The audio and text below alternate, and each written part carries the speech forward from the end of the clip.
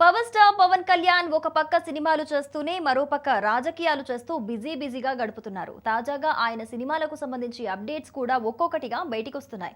దసరా పండుగ సందర్భంగా ఆయన హీరోగా నటిస్తున్న హరిహర వీరమల్లు సినిమా నుంచి మేకర్స్ ఒక పోస్టర్ విడుదల చేశారు. అయితే ఈ సినిమాలో పవన్ కళ్యాణ్ ఒక్క పాట పాడారని సినిమా యూనిట్ అధికారికంగా ప్రకటించింది.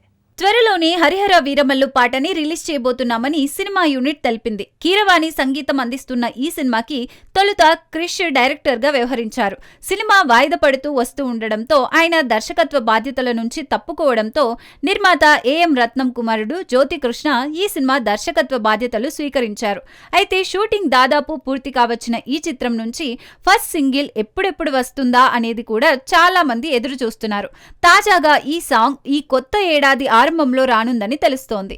జనవరి 1 ఆరంభంతోనే పవన్ పాడిన ఈ స్పెషల్ సాంగ్ ని మేకర్స్ రాత్రి 12 గంటలకి విడుదల చేయనున్నారట. మరి దీనిపై అధికారిక క్లారిటీ రావాల్సి ఉంది.